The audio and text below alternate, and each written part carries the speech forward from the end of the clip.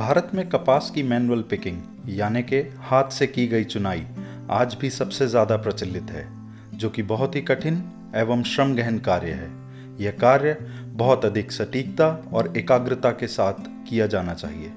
कपास की चुनाई के सही तरीके इसके रेशे की गुणवत्ता को निर्धारित करते हैं एवं बाजार में मिलने वाला दाम भी इसकी गुणवत्ता के आधार पर सुनिश्चित होता है। चुनाई और चुनाई के बाद की जाने वाली गतिविधियों का प्रबंधन कपास की खेती का एक बहुत ही महत्वपूर्ण भाग है। कपास की खेती में की जाने वाली चुनाई एक बहुत ही धैर्य के साथ की जाने वाली प्रक्रिया है, जिसमें महिलाएं काफ़ी निपुण होती हैं। जब बात नॉन जीएम जैविक कपास के बीज की हो, तो बीज की गुणवत्ता बनाए रखने के लिए चुनने का समय एक महत्वपूर्ण पहलू है।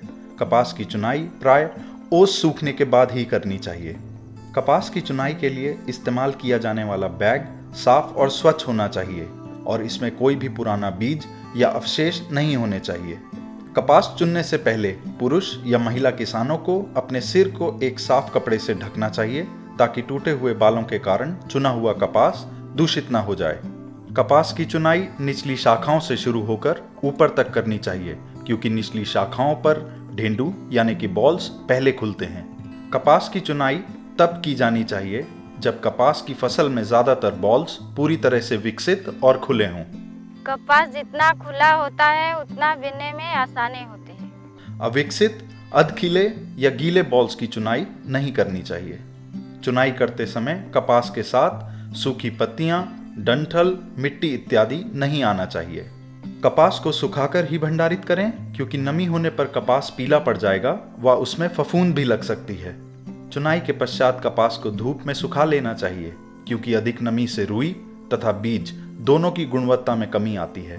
कपास की विभिन्न प्रजातियों और किस्मों की चुनाई अलग अलग करनी चाहिए।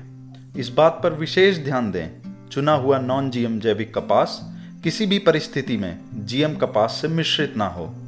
भंडारण के लिए खेत से किसान के घर तक कपास ले जाते समय अलग अलग किस्मों के कपास को अलग अलग करना चाहिए।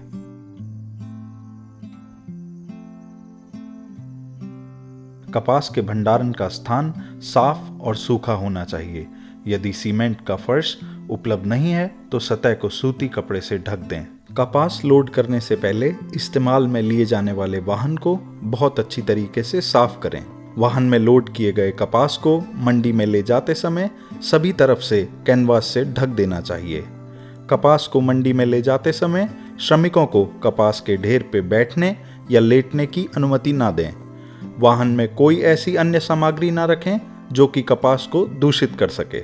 जिनरीस को इस बात पे जोर देना चाहिए कि अपने परिसर में खड़ी कपास की गाड़ियों, ट्रैक्टरों, ट्रकों में बारिश, धूप, धूल और हवा से आने वाली अशुद्धियों से बचने के लिए ये गाड़ियां पूरी तरीके से कपड़े से ढकी हों। कपास के ढेर को साफ, आवृत एवं हवादार गोडाउन में ही संग्रहित करें। जिनरीस के अंदर ज्वलनशील पदार्थ न रखें।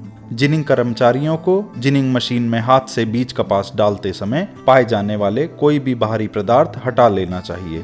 जिनिंग मशीन के गियर बॉक्स में तेल की जगह ग्रीस का प्रयोग करना चाहिए, ताकि तेल का रिसाव होने पर कपास दूषित ना हो। जिनिंग के पूर्व धातु के तार, बोल्ट, मशीन के पुर्जे, चमड़े के टुकड़े हटा लेने चाहिए, ताकि वह रुई के साथ मिश्रित ना हो जाएं। शुरुआत से ही सुनिश्चित करें इस्तेमाल में ली जाने वाली जिन मशीन को सही गति, सेटिंग एवं उचित क्षमता पर संचालित किया जा रहा है। मिट्टी और अन्य अशुद्धियों से दूषित होने से बचने के लिए खुली हुई जमीन पे रुई का ढेर न लगाएं, क्योंकि रोगाणुओं के विकास के कारण फाइबर की क्षति एवं रंग बिगड़ सकता है। जिनिंग के दौरान कपास में किसी भी संभव संदूषण या अशुद्धियों को दूर करने के लिए अपने कर्मचारियों के बीच में निरंतर जागरूकता पैदा करनी चाहिए।